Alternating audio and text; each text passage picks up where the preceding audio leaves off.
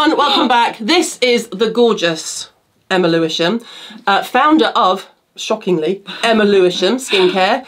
And she is over here from New Zealand, which I said that with too much of an embarrassing attempt at an Aussie accent, which is lame, I'm so sorry. I can never really perfect the New Zealand. It has that little clip that I can't just manage. Well, I just sound like it, so I don't know. Yeah, I don't know how to no, I know. explain it. I'm quite jealous of your accent, which is a weird thing to say. Anyway, you may not be that aware of Emma Lewisham, especially if you're watching this from the States, but you have been going for how many years? 3 years. And the reason that Emma is sitting here is, one, because she's fabulous, and two, because for me, when I'm looking at a brand, I like to look for sort of what's the key point of difference. Is it just same old, and you are most definitely not. Thank you. Because you are officially, I believe it's official, the world's first, and you can say the actual term, climate positive brand. So before we go down that big deep dive, tell me a little bit about why skincare, what you did, how you came to be where you are. Well, I never actually set out to launch a beauty brand. I was in a really successful career with a global Japanese technology company and loved it, and actually was on the path to become one of the first female CEOs, and just have always been incredibly driven and tenacious in my career.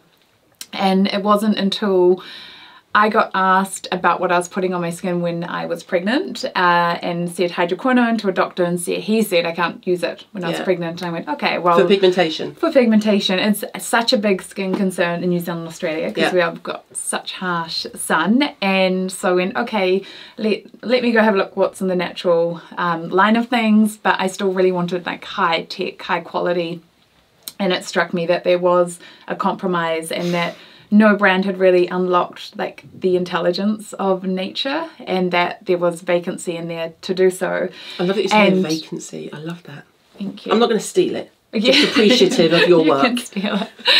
And so it was like, I wanted these products, and then coming from a career where I worked in sustainability for a Japanese company that really cared about circularity and what you brought into the world and really great craftsmanship, looked at the beauty industry and thought, what's happening with all this packaging end of life? Found out the stats, 120 billion units that are produced every year, and due to the economics not being there to recycle it, it's being burnt or going to landfill. And I thought that makes no sense. And if we flipped it on its head, and science tells us move to a circular model where we create only refillable products, take ownership for material at end of life, and focus on refill and reuse before recycling, the whole system will get cleaner and better. And I essentially became like really passionate about solving those two problems, and having a background both in science and business, thought, you know, I can do this. Let's go for it. And when did you launch? End of 2019. So the timing was not great in terms of lockdown. No, well, in a way, it was good because everyone was sitting at home on their phones. They were and focusing on skin. And we like launched at that time, and people were exploring things, having more time to like dig in and go down the rabbit hole of like searching into new brands. And so it actually helped us and catapult our growth, particularly in Australia and New Zealand, where we're from. So we've seen it as a positive, and I'm a big believer of going, okay, how do we turn this into... How do we adapt? Yeah, we did. How do we adapt? Yeah, we had a... Sounds horrific now, but we had a great lockdown in that way. Yes. Obviously, you know, personally everything was different, but for business-wise, because when people are focusing on skin, if they're all on Zoom looking at the camera... If you're using too high a filter, they're like, maybe I should sort my skin out. And that's definitely what happened. Yeah, I think people started going, why don't I get to the root of it rather than like makeup? I want to get skin that's healthy and like, rather than covering. How many SKUs did you launch with? 2. Only 2. Because it was just so hard. Well, it's expensive, especially when you're doing refill. So we have refill on Skin Rocks, we have refill for the retinoids, and we have packaging that will allow us to do refill for the other products. But I haven't made them yet. 1, because I need to make sure there's a demand, and 2, because it's expensive. Understand. So it's impressive. And those 2 products were? Skin Reset for hyperpigmentation. So that was the concern that I wanted to solve without the compromise. And it is our #1 selling SKU in the markets that we're in, the stores that we're in, like one of their top serums. It is, phenomenal. And again, like how we formulate and being sort of this new wave of natural is first and foremost from the skin and its physiology and how it works and nature itself. And so when it came to hyperpigmentation, we spent just 6 months with physiologists going, how does hyperpigmentation form in the first place? Then when it does, how do we fade it? And understanding those steps in the skin's processes, and then going to ingredients. Yeah. It uses up to 24 ingredients that work at different pathways of the skin in regards to hyperpigmentation, and has been the most transformational product for my skin. I used to have severe hyperpigmentation, just that sort of skin tone, growing up, spending a lot of time outdoors in New Zealand and not wearing enough sunscreen. We were just oblivious, and it's given me so much confidence, like of not having to wear as much makeup and just loving the skin that I'm in. And I think that's what people ultimately want, right? For skincare, that's what we want for sure. Like love our own skin. Yeah. So and the other item? The other item was our Skin Shield SPF 30. Launching with an SPF, like I was just like, wait, what? Because it's an incredible long-term project. It is. It's expensive. The testing in New Zealand and Australia, as everybody knows, because I've spoken about it before, is the highest in the world. So to come out with this first is really like, excuse me, but like pissing in the sand. It's like, really this is what we do. I think because we're about, if you're wanting to solve an issue, what do you need? And actually the number one thing for any skin concern is SPF. So hyperpigmentation, if you want to solve it, it's not a silver bullet. You need to have patience, perseverance, and precaution, being SPF. So we knew we had to sell the two. Perseverance and precaution. Is that one of your lines? Did you just 3 Ps? I'm gonna write that down too.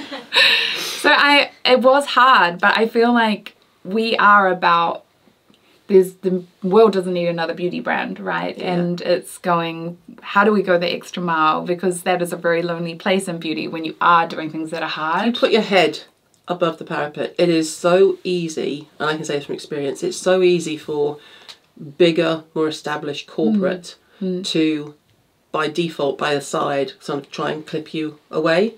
You know, so like when we launched certain things, people were buying my name AdWords. Other brands were buying my name and the skin products. It was so bizarre. You know, it's not something I would consider doing, but then, you know, we're confident in our product. You're supposed to pose with me, because you are too, like that. Thank you. Well, it is challenging, but I think you play the long game. And like, you have a set of values and you're like, these are what I believe in, and you stick to that and you come out on top. I'm a big believer in that. I got this. I didn't get the colours, but I got the logo. So tell everybody watching about the colours and what the logo is. So the colours represent what skin looks like under a microscope, and we are all about how the skin works. And the motif, which isn't a leaf, is actually a skin cell. So that is the play of it. So I'm just letting Simon get a good shot. Okay, Simon's like zooming in. Thank you, Simon. So it is really distinct. When we were developing the brand, everything was going really Scandinavian and neutral, and we thought, how do we be bold and have personality and emotion and colour? And also, I think a lot of brands, not to interrupt, but I think a lot of brands think that making something white makes people think it's a doctor brand or a science brand. I think you're right. Can't we just have funky, good colouring and still have the science? Well, I'm glad that you've done that too, because it actually helps me. So. Yeah, of course. We're all for colour. Thank you. We're all for colour. So what is the perfect routine if someone was just in it as an introduction to the brand? Because people who watch me doing my Insta Live sometimes when I do it in the evening have seen me using your cleanser. Yes. Which is illuminating face cleanser with flower enzymes, chia and Kalahari melon. Yes. Good for unclogging pores, so any excess sebum on the skin, that particular ingredient. But yes, we do start with the oil cleanser. And it's such a nice oil cleanser. It's not heavy, it's not gloopy, and it really does do what it says on the tin. Like it gets it off. And makeup. Like it really cleans, takes all makeup impurities, but should make a perfume. I know that I actually do want to make one, because the scent we just iteration after iteration. Gorgeous. And what I love about the oil cleanser, which I couldn't find, is that I wanted a deep clean. I wanted to one-step cleanse, to be honest, that would get it all off, but I didn't want my skin to feel stripped or oily. Yeah, and that's the hard thing to craft with an oil cleanser. Or dehydrated. Or dehydrated. You're just like... Because you want every product to add something, right? And every time we touch the skin, we're like, how do we give it something? And if you are cleansing, stripping your skin, the next products are going to have to work even harder to catch up. So how do you create something that springboards your routine? Springboards, another good word. Write that down, KG. So that oil cleanser, I really love it. Thank you. Illuminating face exfoliant, which is hybrid, so it's a chemical and a physical. I like a physical as long as it's not going to micro tear, and it is round jojoba wax beads, so perfectly round. It's not going to micro tear, but it gives skin such an amazing buff, and it feels so smooth. What's the fragrance in this? Not that it has anything to do with it, but I'm very hay fevery, by the way. I'm not ill. It's just citrusy. So nice. That one. So nice. I know. I feel like natural can be luxury, and that's what we wanted to achieve. For sure. Oh, I'm buffing my hand now. Sorry. Now, one of my favourites, I love it when a brand just goes, oh yeah, we're going to do an eye cream.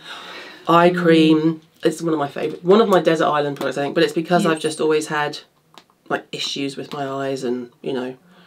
But again, there's not 15 versions of it, you've got one. We've got one, and it honestly does 5 eye creams in one, that product. It is phenomenal. It's designed for the eye area, which we know is different from the rest of the face, and I do think an eye cream, there's that debate around, do you have an eye cream? But yes, different things that you need to tackle.